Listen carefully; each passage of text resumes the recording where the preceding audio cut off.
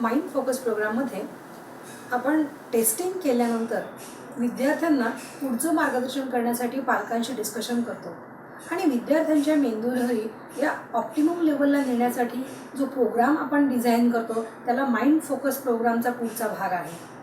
हा भाग बघत असताना विद्यार्थ्यांना त्यांच्या टेस्टिंगमध्ये अटेन्शनची जी लेवल आली आहे ती बघून त्याच्यावरती पालकांशी डिस्कशन करून पालकांना इतरही काही टेस्ट आवश्यक असतील तर त्या सुचवून विद्यार्थ्यांसाठी प्रत्येक टप्प्यावरती जे पण बेस्ट काउन्सिलिंग आणि बेस्ट गायडन्स असेल तो द्यायचा आपण प्रयत्न करतो. या ठिकाणी मी मनस्वीच्या पालकांना बोलवलं आहे आणि मनस्वीची टेस्ट जी केली आहे त्याचा रिपोर्ट मी त्यांना समजून सांगणार आहे. या नमस्कार. नमस्कार.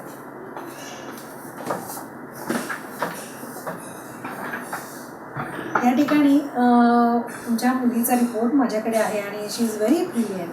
पण मला थोडंसं तिच्याविषयी सांगाल का तुम्ही, म्हणजे मग मी तुम्हाला तिचा रिपोर्ट आणि तुमचं जे पण तिच्याबद्दलचं ऑब्झर्वेशन आहे या दोन्हींवरून तुम्हाला काही स्पेशल उपाय सांगू शकेल. कशी आहे मनस्वी आणि काय तिचं नेमकं प्रश्न आहे? मनस्वीचा ॲक्च्युली प्रॉब्लेम मध्ये होतो आहे की तिला खूप कमी स्कोर मिळतो आहे तिच्या अकॅडमिक्समध्ये आणि तशी ती अभ्यास वगैरे करते. म्हणजे आपण जर तिला बसवलं तर ती शील सिट आणि अभ्यास वगैरे करते ती. पण मग तिला लिहिताना तिच्या खूप चुका, स्पेलिंग मिस्टेक्स होतात किंवा लिहिण्याचा स्पीड कमी होतो, हँडरायटिंग पण बरोबर येत नाही तिचं. शी इज ट्राईंग टू इम्प्रूव्ह पण मग काही होत नाही. मी 1-2 ठिकाणी काउन्सिलिंग वगैरे ट्राय केलं, तिला टॅबलेट्स ट्राय केल्या, पण मला तिला त्या टॅबलेट्सच्या आहारी जाऊ द्यायचं नाही. मला काहीतरी जे हर्बल आयुर्वेदिकचं जसं तुमचं आयुर्ब्रेन आहे तसं मला काहीतरी which will not harm her in future. तसं मला काहीतरी yes it should be safe. ठीक आहे. तुम्हाला जो तिच्याबद्दलचं ऑब्झर्वेशन आहे की तिचं अभ्यासात लक्ष एकाग्र होत नाही आणि ती प्रयत्न करते पण होऊ शकत नाही, त्याचं रूट कॉज जे आहे ना, जेव्हा मी तिचं टेस्ट केलं तेव्हा तिचं एकाग्रता तिची चांगली आहे पण तिचं रिलॅक्सेशन नाही आहे माइंडमध्ये. त्यामुळे काय होतं आहे की तिचं मन सतत एकाग्र राहू शकत नाही कारण तिच्या माइंडमध्ये स्ट्रेस आहे. तो स्ट्रेस जर आपण कमी केला तर she will be able to use her attention or her energy at the highest level. कारण शेवटी अटेन्शन म्हणजे एनर्जी आहे. ती एनर्जी हायेस्ट लेवलला वापरण्यासाठी we will have to make some programme. या ठिकाणी रिपोर्टमध्ये बघा इथे अटेन्शन लेवल दिसते, या ठिकाणी रिलॅक्सेशन लेवल दिसते. ह्याचा अर्थ काय की तिची बीटा चांगली आहे पण तिची अल्फा कमी आहे, म्हणजे ब्रेनमध्ये रिलॅक्सेशन कमी आहे. तर आपल्याला तिचं न्यूरो ट्रान्समिटर्सच्या लेवलला काही उपाय बघावे लागतील. त्याचबरोबर या ठिकाणी आपण हा जो व्होल्टेजचा स्पेक्ट्रम आहे तो व्होल्टेजच्या स्पेक्ट्रममध्ये बघतोय की बीटाची व्होल्टेज या ठिकाणी कमी आहे. तर ही व्होल्टेज वाढवण्यासाठी आपल्याला थोडे उपाय करावे लागतील. त्याच्यासाठी मी तुम्हाला ब्लड टेस्ट पण सांगितली की ब्लड टेस्टचा रिपोर्ट आलेला आहे माझ्याकडे आणि त्याच्यामध्ये हे व्होल्टेज जे आहे बीटा ब्रेनवेव्हचं ते व्होल्टेज का कमी आहे त्याचं आपल्याला रूट कॉज सापडलं आहे. तिचं विटॅमिन D3चं टेस्ट जेव्हा आपण केलं तेव्हा विटॅमिन D3 तिचं 8.87 आले which is very low, which it is critically low. आणि या विटॅमिन D3चा संबंध अटेन्शनशी असतो. म्हणजे आपल्या ब्रेनमध्ये विटॅमिन D3 नावाचं जे हार्मोन असतं ते कॅल्शियम ॲब्झॉर्प्शनसाठी आवश्यक असतं आणि जेवढं जास्त कॅल्शियम आयन ॲब्झॉर्प्शन असेल तेवढं सिग्नल ट्रॅव्हलिंग फास्ट होतं. आणि म्हणून अटेन्शन लेवल हायेस्ट ठेवण्यासाठी आपल्याला विटॅमिन D3ची लेवल नॉर्मल असणं खूप गरजेचं असतं. त्यामुळे तिची विटॅमिन D3ची लेवल वाढली की तिचं ब्रेनमध्ये रिलॅक्सेशन येईल आणि she will be able to improve herself more. जसं आपण ह्या टेस्टिंगबद्दल ही जे टेस्टिंगचा रिपोर्ट बघितला आहे तसंच तिचं मी नाडी परीक्षा जेव्हा केली तेव्हा तिच्या नाडी परीक्षेमध्ये मला तिच्यातला वात जो आहे तो थोडासा वाढलेला वाटला आणि त्यामुळे तिच्यात थोडंसं चंचलता आहे. तर हा वातशमन करण्यासाठी मी तुम्हाला काही खास उपाय सांगेल आणि तिचं नाडीमध्ये जे बल, गती, स्पंदनं मी तपासलेली आहेत त्याच्यावरून थोडीशी चंचलता तिच्यामध्ये जी आहे, जो प्राणवायूचे ऑसिलेशन्स डिस्टर्ब झालेले आहेत ते आपल्याला बॅलन्स करावे लागतील. पण overall she is a very smart girl, very intelligent girl. आपल्याला तिला अजून जास्त फोकस जर आपण तिला केलं तर she will be able to use her potential at the highest. तिचं जास्तीत जास्त पोटेन्शियल आपल्याला हे करायचं आहे, चॅनलाइज करायचं आहे. त्याच्यासाठी मी तुम्हाला काही प्रोग्राम्स देणार आहे. त्याच्यामध्ये तिच्या लाईफस्टाईलमध्ये छोट्या छोट्या गोष्टी आपल्याला ॲड कराव्या लागतील. हर्बल टी आहे किंवा ओमेगा 3 फॅटी ॲसिड्स आहेत ऑर्गॅनिक लेवलला, किंवा आयुर्वेदात सांगितले पादाभ्यंग.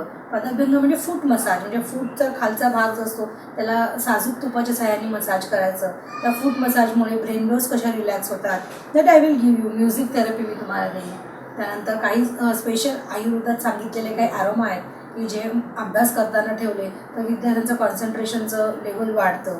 किंवा काही मेडिसिन्स मी देईन त्याच्यामध्ये आयुर्वेदिक हिमालयन प्लांट आहे जटामोसी.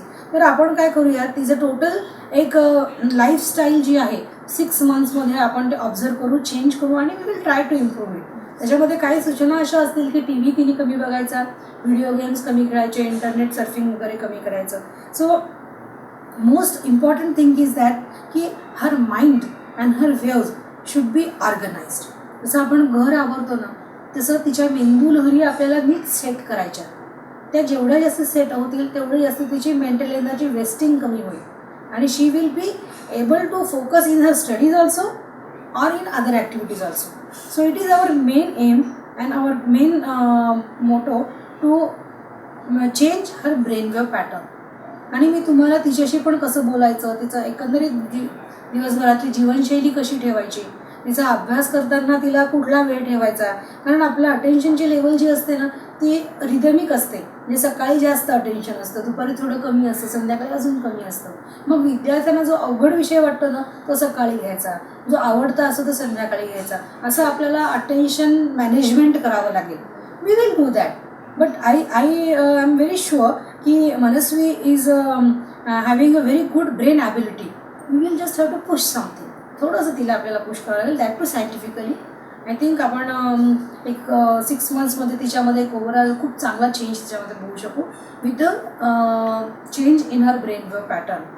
तुम्हाला काही शंका विचारायची आहे तर आपण बोलू शकतो त्यावरती. नाही, तुम्ही ते नाडी परीक्षेचं जे सांगितलं ना, हो, तर ते एक्झॅक्टली त्याचा अर्थ काय म्हणजे I did not get it properly. नाडी परीक्षा म्हणजे काय असतं तर नाडी परीक्षेमध्ये आपण जसं आपण ब्रेनची पल्स बघतो तसं बॉडीची पल्स जी असते ती नाडी परीक्षा असते.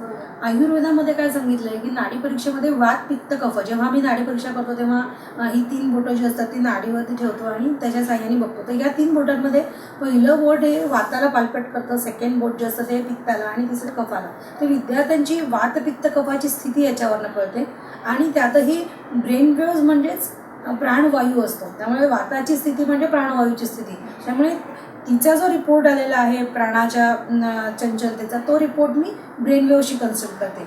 म्हणजे आयुर्ब्रेनमध्ये माझं मी एक सगळ्यात वैशिष्ट्य असं ठेवलेलं आहे की मी फक्त तंत्रज्ञानावर अवलंबून राहू इच्छित नाही. मी तंत्रज्ञानाची जोड फक्त घेते आहे की आपल्याला ज्याच्याद्वारे एक फुटपट्टी जशी असते की त्या फुटपट्टीने आपण तपासूयात की केवढ्या लेवलला आपण गेलेलो आहोत. अदरवाईज आपला पूर्ण पाया जो आहे तो आयुर्वेदातल्या बेसिक प्रिन्सिपल्सवरती आहे. आणि आयुर्वेदशास्त्र असं म्हणतं की जेवढं जास्ती बॅलन्स असेल आपलं हेल्थ तेवढं जास्त एकाग्रता किंवा अकॅडमिक परफॉर्मन्स चांगला असणार आहे. त्यामुळे तिचा पीक परफॉर्मन्स होण्यासाठी we just need to balance her prana. So we will have the whole programme. पुढचा सगळा प्रोग्राम जो आहे त्याचा प्राणा बॅलन्सिंग प्रोग्राम आपण पुढच्या 6 महिन्यापर्यंत करूया. येस, तुमच्या शंकांचं झालं आहे. Thank you so much. Thanks. Welcome.